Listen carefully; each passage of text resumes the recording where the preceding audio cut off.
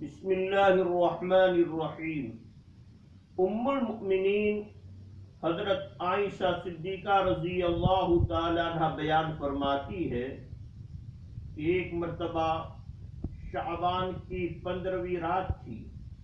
رسول اللہ صلی اللہ علیہ وآلہ وسلم نے مجھ سے فرمایا کہ عائشہ، کیا تم جانتی ہو کہ اس شب میں، یعنی شعبان کی 15ویں شب میں رات میں کیا ہوتا ہے؟ میں نے عرض کیا، یا رسول اللہ صلی اللہ علیہ وسلم، مجھے تو معلوم نہیں، آپ بتائیے کہ کیا ہوتا ہے؟ تو رسول اللہ صلی اللہ علیہ وآلہ وسلم نے فرمایا، بنی آدم کا ہر وہ شخص، آدم علیہ السلام کی اولاد کا ہر وہ شخص، چاہے مرد ہو چاہے عورت، جو اس سال پیدا ہونے والا ہوتا ہے لکھ دیا جاتا ہے، اور بنی آدم میں کا ہر وہ شخص جو اس سال مرنے والا ہوتا ہے اس رات میں لکھا جاتا ہے۔ اس رات میں بندوں کے اعمال اوپر اٹھا لیے جاتے ہیں اور اسی رات میں بندوں کے رزق اترتے ہیں، بندوں اور بندیوں کے لیے رزق کے فیصلے ہوتے ہیں۔ ام المؤمنین حضرت عائشہ صدیقہ رضی اللہ تعالی عنہ نے عرض کیا، یا رسول اللہ، کوئی شخص بھی اللہ تعالیٰ کی رحمت کے بغیر جنت میں داخل نہیں ہوگا؟ کیا کوئی شخص ہے جو کل قیامت کے دن اللہ تعالیٰ کی رحمت کے بغیر جنت میں داخل ہو جاوے؟ تو آپ صلی اللہ علیہ وآلہ وسلم نے فرمایا، ہاں عائشہ، کوئی شخص بھی اللہ تعالیٰ کی رحمت کے بغیر جنت میں داخل نہیں ہو سکتا۔ آپ صلی اللہ علیہ وآلہ وسلم نے یہ الفاظ 3 مرتبہ فرمائے کہ کوئی شخص بھی اللہ تعالیٰ کی رحمت کے بغیر جنت میں داخل نہیں ہو سکتا۔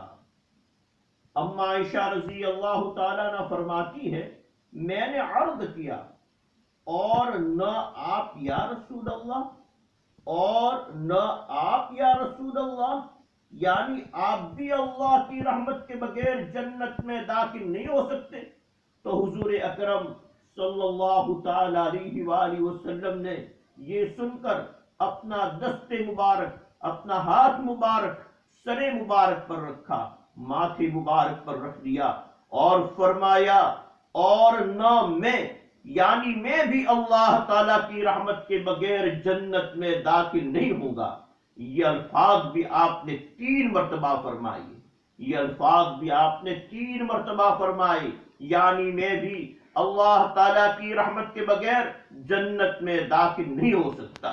حدیث پاک سن لیجئے۔ وعن عائشة رضی اللہ تعالی عنہ ان النبی صلی اللہ علیہ وسلم قال هل تدرین ما فی هذه الليلة یعنی لیلة النصف من شعبان؟ قالت ما فيها يا رسول الله؟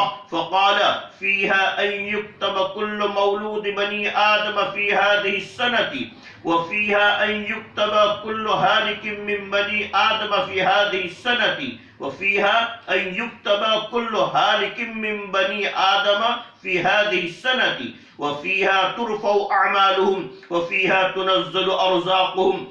فقالت يا رسول الله صلى الله عليه وسلم ما من أحد يدخل الجنة إلا برحمة الله تعالى؟ فقال ما من أحد يدخل الجنة إلا برحمة الله تعالى 3۔ قلت ولا أنت يا رسول الله صلى الله عليه وسلم؟ فوضع يده على هامته فقال ولا أنا إلا أن يتغمدني الله منه برحمته يقولها 3 مرات۔ ورواه البيهقي في الدعوات الكبير۔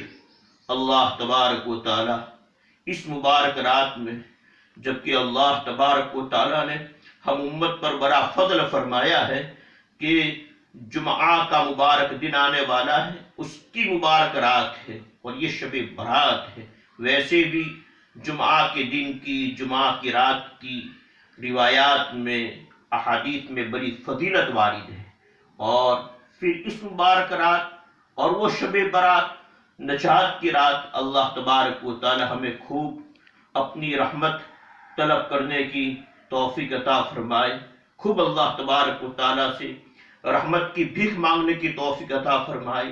اس حدیث پاک سے معلوم ہوا کہ جب تک اللہ تبارک و تعالیٰ کی رحمت دستگیری نہ فرمائے دنیا آخرت میں ہمارا کوئی کام نہیں ہو سکتا ہے۔ اس لیے ہمیں خاص طور پر اس رات میں خوب توبہ استغفار اور درود و سلام کی کثرت اور دعاؤں کا اہتمام، قرآن کریم کی تلاوت، اسی طرح نوافل کا اہتمام جو بھی ہم سے ہو، ہم صدق کے دل سے اخلاص کے ساتھ ان عبادات کو انجام دیں۔ اللہ تبارک و تعالیٰ قبول فرمانے والے ہیں، یقین کیجئے اللہ تعالیٰ ضرور قبول فرمائیں گے۔ اور یہ ایک دعا ہے جس کی تاکید تلقین موجودہ ہمارے بڑے بزرگ شیخ العالم مرشد العالم حضرت مولانا شاہ محمد قمر الزمان صاحب دامت برکات علینا اس کے پڑھنے کی تاکید فرماتے ہیں۔ یہ دعائے فاطمہ سے مشہور ہے۔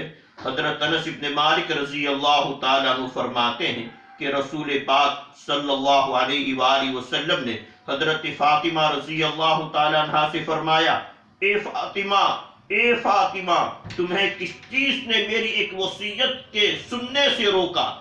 یہ دعا پڑھو جب صبح ہو جب شام ہو، یا حج یا قیوم برحمتک استغیث اصلح لشانی کلہ ولا تکلنی الی نفسی طرفۃ عین، یا حج یا قیوم برحمتک استغیث یا برحمتک استغیث اصلح لشانی کلہ ولا تکلنی الی نفسی طرفۃ عین، یا حی یا قیوم برحمتک استغیث اصلح لشانی کلہ ولا تکلنی الی نفسی طرفۃ عین۔ مجمع الزوائد صفحہ نمبر 117 جلد نمبر 10 برجال ثقات۔ اس کے جتنے راوی ہیں سب معتمد ہے، بھروسہ پاتر ہے۔ اس کا ترجمہ سن لیجئے، اے ہمیشہ زندہ رہنے والی پاک ذات، اے نظام کائنات کو تھامنے والی پاک ذات، آپ کی رحمت ہی کے صدقے میں آپ سے مدد طلب کرتا ہوں۔ آپ میری ہر حالت کو درست فرما دیجئے، میری دینی دنیاوی ہر حالت کو درست فرما دیجئے، اور مجھے پلک جھپکنے کے برابر میرے نفس کے سپرد نہ فرمائیے۔ اس دعا کا بھی ہمیں ویسے بھی صبح و شام اہتمام کرنا چاہیے، اور اس مبارک رات میں ہمیں یہ دعا خوب پڑھنی چاہیے۔ اللہ تعالی ہماری دینی دنیا میں ہر حالت کو درست فرما دیں گے۔ بس اللہ تبارک و تعالی مجھے آپ کو سبھی کو کہنے سننے سے زیادہ عمل کرنے کی توفیق و ہمت عطا فرمائے۔